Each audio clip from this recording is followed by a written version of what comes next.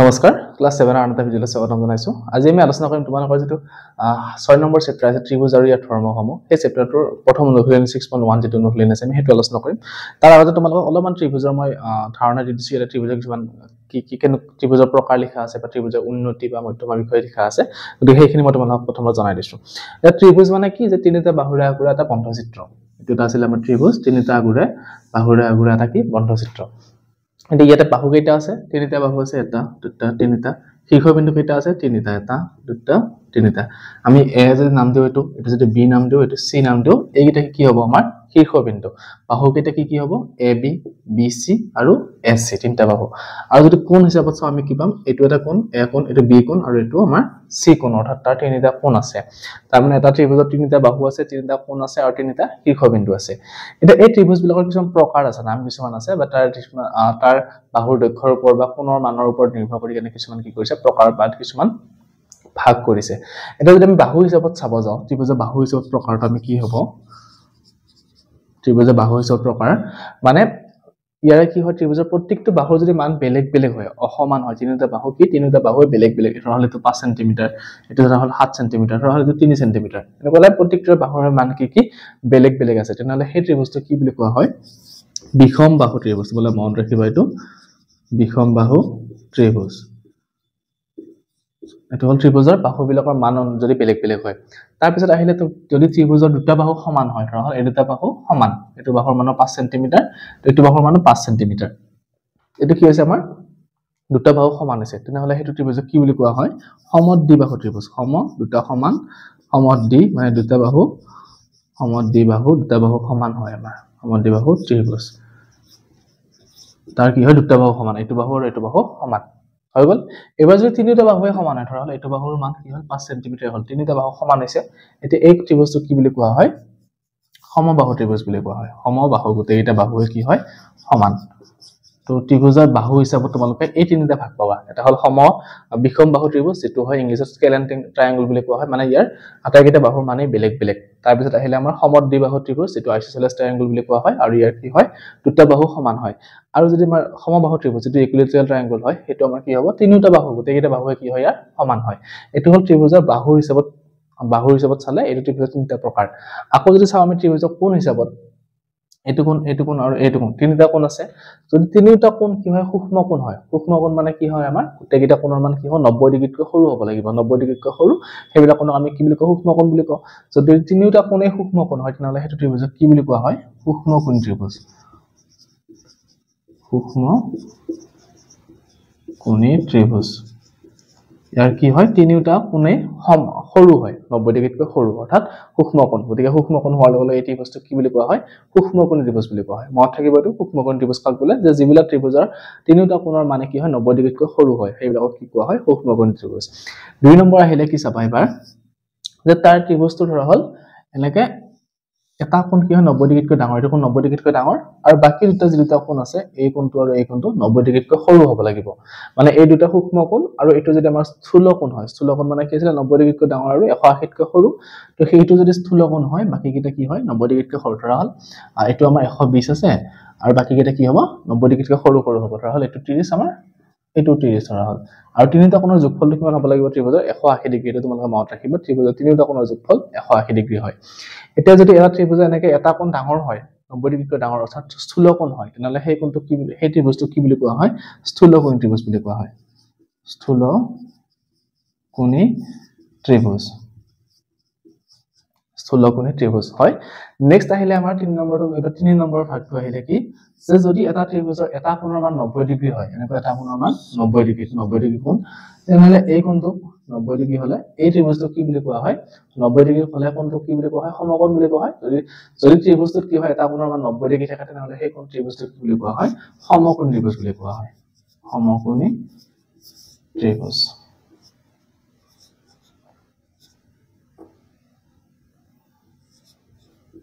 সমকোণ ত্ৰিভুজ হৈ গল এটো হ'ব আমাৰ সূক্ষ্মকোণ ত্ৰিভুজ যেটো কি হয় প্ৰত্যেকটো কোণে 90 ডিগ্ৰীতকৈ সৰু হয় এটো হ'ব স্থূলকোণ ত্ৰিভুজ যেটো কি বুলি কোৱা হয় 90 ডিগ্ৰীতকৈ এটা কোণ 90 ডিগ্ৰীতকৈ ডাঙৰ হয় বাকি দুটা 90 ডিগ্ৰীতকৈ সৰু হয় আৰু সমকোণটো কি হয় এটা কোণৰ মান 90 ডিগ্ৰী হয় গতিকে বাকি দুটা 90 ডিগ্ৰীতকৈ সৰু হয় তেনেহলে সেই কোণটো সমকোণ ত্ৰিভুজ বুলি কোৱা হয় ইংৰাজীত এটো কোৱা হয় equiangle sorry equitriangle এটো কোৱা হয় obtuse triangle আৰু এটো আমাৰ কি আছিলে right triangle বা right angle triangle হয় এতিয়া আহিল ত্ৰিভুজৰ নতুন নতুন নাম আহিব আকৌটা ত্ৰিভুজৰ নতুন অংশ এটা পাম আমি মধ্যমা বুলি পাম মধ্যমা মানে কি চাবা এতিয়া যে আমি ত্ৰিভুজ এটা এনেকৈ অংকন কৰিছো অংকন কৰি কেনে ইয়াৰ শীৰ্ষবিন্দু কেইটা আছিল আমাৰ তিনটা শীৰ্ষবিন্দু আছে এটো a এটো b এটো c এটা যদি আমি এই ৰেখাডাল এই BC ৰেখাডাল বা BC ডাল বাহু আছে সেই বাহুলৈ যদি আমি জোখে স্কেলাৰ জোখে ধৰা হলে এটো মান কিমান পাম ধৰা হলে ইয়াৰ পৰা ইয়ালে 8 সেমি আছে এটা 8 সেমি আধা কিমান হ'ব 4 সেমি হ'ব মানে ইয়াৰ সোঁমাজত 4 সেমি যদি আমি এটা ভাগ এনেকৈ পইণ্ট এটা দি দিও একদম সোঁমাজত দিব লাগিব দুটা এই বাহুটোৰ মধ্যবিন্দু এটো বাহু মধ্যটোৰ একদম বাহুটোৰ মাজৰ বিন্দুতে আমি এটা চিন দিব লাগিব দি কেনে সেই এই বাহুটোৰ বিপৰীত বাহু যিটো বিপৰীত বিন্দু যিটো আছে সেই তাৰ পৰা যদি এনেকৈ ইয়ালে আস্থানি দিও এডাল বা যদি আমি এটো শীৰ্ষবিন্দুৰ পৰা বিপৰীত বাহু কোনটো হ'ব এটো শীৰ্ষবিন্দু আছে ইয়াৰ বিপৰীত বাহু এটো ইয়াৰ মাজৰ ধৰা হল ইয়াৰ ডিসটেন্সটো 10 সেমি তো ইয়াৰ মাজত কিমান হ'ব 5 সেমি আমি ভাগ কৰিব লাগিব কৈ ইয়াৰ পৰা যদি এনেকৈ আস্থানি দিও বা এটো বাহুৰ পৰা যদি এনেকৈ আস্থানি দিও ইয়াতে এটা তেনেহলে আমি কি পাম তিনিডাল এনেকৈ ৰেখা পাম এই ৰেখাকেইডাল কি বুলি কোৱা হয় মধ্যমা বুলি কোৱা হয় তোমৰা মনত ৰাখিবা এডাল কি হ'ব লাগিব নাম কি হ'ব এটো মধ্যমা এটা তোমালোকে সব মধ্যমা বা মিডিয়ান বুলি কোৱা হয় ইংলিছত এতিয়া এই মধ্যমাল কেনেকুৱা হ'ব লাগিব যে শীৰ্ষবিন্দু আছে যিটো আমি ত্ৰিভুজৰ শীৰ্ষবিন্দু পালো এইমাত্ৰ মই এটা আকৌ দেখাই দিছো এটো আমাৰ ত্ৰিভুজৰ শীৰ্ষবিন্দু a এটো b আৰু এটো আমাৰ c বিন্দু এতিয়া এই শীৰ্ষবিন্দুৰ এটো শীৰ্ষবিন্দু বিপৰীত বাহু কোনটো হ'ব আমাৰ ইয়াৰ সন্মুখত যেটো বাহু আছে মানে এটো শীৰ্ষবিন্দু বিপৰীত বাহু মানে ইয়াৰ সন্মুখত যেটো বাহু আছে এটো শীৰ্ষবিন্দু বিপৰীত বাহু মানে কি এইডাল বাহু বা এটো শীৰ্ষবিন্দু বিপৰীত বাহু মানে কি এইডাল বাহু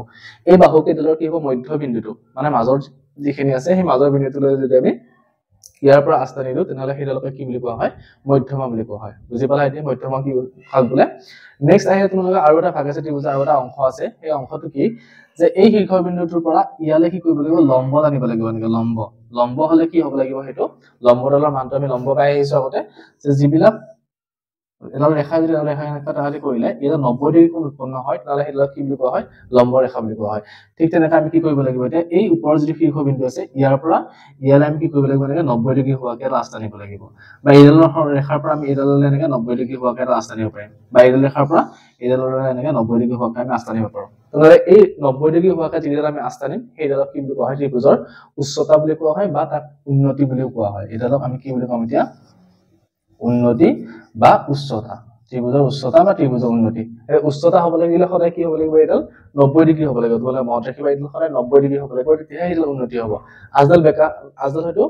এটা সমাজত নহব পাৰে বেলেগতো হ'ব পাৰে কিন্তু কি হ'ব এডাল 90 ডিগ্ৰী হ'ব লাগিব আৰু মধ্যমা ক্ষেত্ৰত কি আছিল যে ইয়াৰ একদম সমাজৰ বিন্দুটোলৈ আস্থালটা নিব লাগিব বিপৰীত শীৰ্ষবিন্দুটোৰ পৰা তেতিয়া কি মধ্যমা হ'ব এইটো হ'ল মধ্যমা আৰু উন্নতিৰ মাজৰ পাৰ্থক্য এতিয়া তোমালোকে উন্নতি আগতে চাবাচোন ধৰা হ'ল মই এইটো ত্ৰিভুজৰ এতিয়া চোৱা আমি তিনটা ত্ৰিভুজ পাইছো বেলেগ এটো সূক্ষ্মকোণ ত্ৰিভুজ আছিল আমাৰ বা এটো আমাৰ স্থূলকোণ ত্ৰিভুজ আছিল আৰু এটো আমাৰ সমকোণ ত্ৰিভুজ আছিল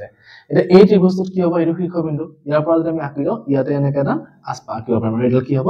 90 ডিগ্ৰী অৰ্থাৎ এটো আমাৰ কি হ'ল যিটো সূক্ষ্মকোণ ত্ৰিভুজ আছিল এনেকৈ আমি ভিতৰতে পালাম উন্নতিডাল এতিয়া যদি এইটো ত্ৰিভুজৰ ক্ষেত্ৰত আঁকিব যাও আমি এইটো বিন্দুৰ পৰা ধৰা আঁকিব লাগে এতিয়া এইটো বিন্দুৰ পৰা লম্ব আঁকিলে ক'ত হ'ব এনেকৈ লম্ব আঁকিলে হয়তো ইয়াতেহে পৰিব পাৰে ইয়াতেহে লম্ব হ'ব পাৰে হলে আমি কি কৰিম এই ৰেখা এনেকৈ বঢ়াই দিব লাগিব তেতিয়াহলে উন্নতি আমাৰ কোনডাল হ'ব এইডালহে উন্নতি হ'ব অৰ্থাৎ ত্ৰিভুজৰ উন্নতিডাল যে ত্ৰিভুজৰ ভিতৰতে থাকিব লাগিব তেনেকুৱা কথা নহয় ত্ৰিভুজৰ বাহিৰতো আহিব পাৰে এনেকৈ বা এটা যদি আমি সমকোণ ত্ৰিভুজৰ ক্ষেত্ৰত চাওঁ এইটো চোৱা এইটোৰ পৰা এইটোলৈ কি হৈছে লম্ব হৈয়ে আছে বা এইডালৰ পৰা এইটো শীৰ্ষবিন্দুৰ পৰা এইটোলৈ কি হৈছে লম্ব হৈ আছে তাৰমানে সমকোণ ত্ৰিভুজত আমি লম্ব আৰু এক্সট্ৰা ৰাখিব নালাগে এনেকৈ আমি এইডালৰ পৰা পাই যাম লম্ব আৰু এইটো বিন্দুৰ পৰা আঁকিব লাগিলে তোমালোকে এনেকৈ আঁকিব লাগিব এইটোহে লম্ব হ'ব এডাল ইয়াতে প্ৰত্যেকটো ত্ৰিভুজতে কি হয় তিনিটা শীৰ্ষবিন্দু থাকে ধৰে তিনিডাল মধ্যমা থাকিব বা তিনিডাল উন্নতি থাকিব বা উচ্চতা থাকিব গতিকে আমি ত্ৰিভুজৰ যিখিনি জানিবলগীয়া বস্তু আছিল বা জানিবলগীয়া কনচেপ্ট আছিল গোটেইখিনি মই কৈ দিলো তোমালোকক প্ৰথমতে আছে ত্ৰিভুজৰ বাহু হিচাপত যিকেইটা ভাগ আছিলে বিষম বাহু ত্ৰিভুজ সমদ্বিবাহু ত্ৰিভুজ সমবাহু ত্ৰিভুজ কোণ হিচাপত যিকেইটা ভাগ আছিলে সূক্ষ্মকোণ ত্ৰিভুজ সমকোণ ত্ৰিভুজ বা স্থূলকোণ ত্ৰিভুজ আৰু যিটো ত্ৰিভুজৰ মধ্যমা আৰু ত্ৰিভুজৰ উন্নতি হয় এইখিনি বস্তু আমি জানিব লগা আছিল গোটেইখিনি মই তোমালোকক ধুনীয়াকৈ কৈ দিলো এতিয়া ইয়াৰ পিছত তোমালোকৰ যিটো 6.1 অনুশীলন আছে আমি সেইটো আলোচনা কৰিম তোমালোকৰ 6.1 অনুশীলনটো উলিয়াই লোৱা The 6.1 ৰ প্ৰথম প্ৰশ্নটো কি দিছে আমাক যে এটা ত্ৰিভুজৰ মধ্যমা কেইডাল থাকে আমি এইমাত্ৰ চাই আহিলো আমি এইমাত্ৰ যেটো আঁকিছো মধ্যমা আকোতে তিনিটা শীৰ্ষবিন্দু থাকে আৰু তিনিটা শীৰ্ষবিন্দু কি হয় তিনিডাল মধ্যমা অংকন কৰিব পাৰো গতিকে এক নম্বৰটোৰ কাৰণে উত্তৰটো আমি কি লিখিব পাৰিম এতিয়া যে ইয়াত তিনিডাল মধ্যমা থাকে ত্ৰিভুজ এটা ত্ৰিভুজত কিমানডাল মধ্যমা থাকে আমাৰ মিডিয়ান কিমানডাল থাকে তিনিডাল থাকে হৈ গল। আৰু 2 নম্বৰটো দিছে আমাক এটা ত্ৰিভুজৰ উন্নতিৰ সংখ্যা কিমান। এই আকৌ আগৰ নিচিনা আমি ত্ৰিভুজ আঁকিছিলো অলৰেডি আঁকিখন তাত চাই আহিছিলো যে প্ৰত্যেকটো শীৰ্ষবিন্দুৰ পৰা আমি এটা কি কৰিব পাৰো উন্নতি আঁকিব পাৰো। গতিকে এটা ত্ৰিভুজৰ কেইডাল উন্নতি থাকিব 3ডাল উন্নতি থাকিব। গতিকে লিখি দিয়া 2 নম্বৰটোৰ কাৰণে উত্তৰটো 3ডাল উন্নতি 3ডাল আমাৰ আৰু মধ্যমা 3ডাল হৈ গল। নেক্সট আহিলে 3 নম্বৰটো কৈছে কি এটা ত্ৰিভুজ আঁকা আৰু মধ্যমাবোৰৰ প্ৰদৰ্শন কৰা। ত্ৰিভুজ আঁকি কেনে মধ্যমাবোৰ আঁকিব দিছে। 3 নম্বৰটোৰ কাৰণে আঁকি দিছো মই। প্ৰথমে তোমালোকে ত্ৰিভুজ এটা আঁকি লোৱা। ত্ৰিভুজ আঁকিলো, ইয়াৰ মধ্যমা আঁকিব দিছে। গতিকে এইটো এ ত্ৰিভুজ বি এ বি চি ত্ৰিভুজ। ইয়াৰ পৰা আমি কি কৰিব লাগিব, ইয়াৰ মাজৰ বিন্দুটোলৈ আমি মধ্যমা আঁকিব লাগিব। আকৌ ইয়াৰ পৰা ইয়াৰ মাজৰ যিডাল বিন্দু থাকিব তালে মধ্যমা আঁকিব লাগিব। আকৌ ইয়াৰ পৰা ইয়াৰ মাজৰ যিডাল বিন্দু থাকিব তালে আমি মধ্যমা আঁকিব লাগিব। গতিকে আমাৰ এইকেইডাল কি হ'ব, মধ্যমা হ'ব। তোমালোকে এনেকে নামকৰণ কৰিব পাৰা এ ডি বি ই আৰু চি এফ। তেনেতে লিখিব পাৰো আমি যে এ ডি বি ই আৰু চি এফ মধ্যমা। হৈ গল 3 নম্বৰটো। এবাৰ 4 নম্বৰ প্ৰশ্নটো কি দিছে আমাক যে এটা ত্ৰিভুজৰ আঁকিব দিছে আৰু ত্ৰিভুজৰ উন্নতি কেইডাল আঁকিব দিছে। গতিকে 4 নম্বৰটো মই কৈ দিছো এবাৰ। 4 নম্বৰটো কাৰণে ত্ৰিভুজ এটা আঁকিলো আমি আৰু ইয়াৰ কি কৰিব দিছে, উন্নতি কেইডাল আমাৰ অংকন কৰিব দিছে। গতিকে উন্নতি মানে কি আছিলে যে ইয়াৰ শীৰ্ষবিন্দুৰ পৰা বিপৰীত বাহুলৈ আমি কি অংকন কৰিব লাগিব, তাৰ লম্ব অংকন কৰিব লাগিব। অৰ্থাৎ এইটোৰ পৰা আমি এনেকৈ লম্ব অংকন কৰি দিছো। এটা 90 ডিগ্ৰী হৈ গল। বা ইয়াৰ পৰা যদি আকৌ আমি এনেকৈ কি হ'ব, এইটো লম্ব ইয়াতে হ'ব। বা ইয়াৰ পৰা যদি আমি কি হ'ব, ইয়াতে এনেকৈ লম্ব হ'ব। এইডাল আমাৰ কি হ'ব, ত্ৰিভুজৰ উন্নতি হ'ব। গতিকে আমাৰ এইটো এ পি কিউ আৰ দি দিলো এবাৰ নামটো পি কিউ আৰ ত্ৰিভুজৰ। এইটো হ'ব কি এ বি আৰু চি দি দিলো ধৰা হ'ল। তেনেহ'লে কি হ'ব এতিয়া পি এ তাৰপিছত পি কিউ বি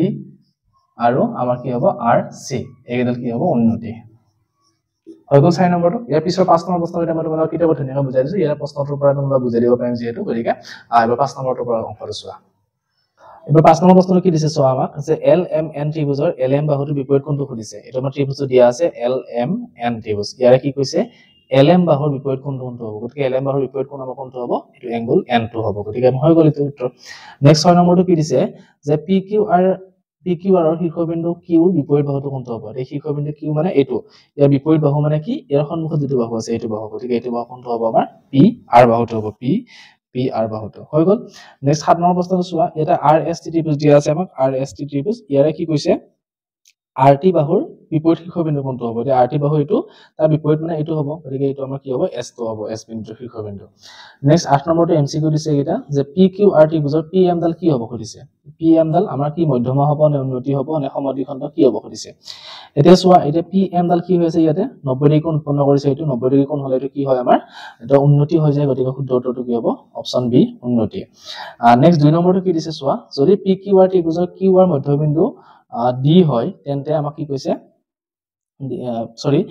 যদি পি কিউ আৰৰ মধ্যবিন্দু ডি হয় তেন্তে পি ডিডাল কি হ'ব। যে এই কিউ আৰটোৰ মধ্যবিন্দু কি ডি আৰু মধ্যবিন্দুলৈ জনা ৰেখাডালক আমি কি ৰেখা বুলি জানো, মধ্যমা বুলি জানো। গতিকে উত্তৰটো কোনটো হ'ব, অপচন চি মধ্যমা। তাৰপিছত আমাৰ 6.1 ৰ এইকেইটা প্ৰশ্ন দিছিলে। এতিয়া আমাৰ 6.1 ৰ যিকেইটা আমি আলোচনা কৰিব লগা আছে গোটেইটা মই আলোচনা কৰিলো তোমালোকক। ইয়াৰ পিছৰ ভিডিঅ'ত মই তোমালোকৰ যিটো 6.2 অনুশীলনী আছে 6.2 অনুশীলনী আমি আলোচনা কৰিম। বা ইয়াতে যিখিনি বস্তু এক্সট্ৰা দিয়া আছে মই সেইখিনি বস্তু আলোচনা কৰিম। তোমালোকৰ যদি বুজি পোৱাত সুবিধা আছে তেনেহ'লে চেনেলটো ছাবস্ক্ৰাইব কৰিবা আৰু আগত দিয়া ভিডিঅ'বিলাকো চাই থাকিবা। ধন্যবাদ।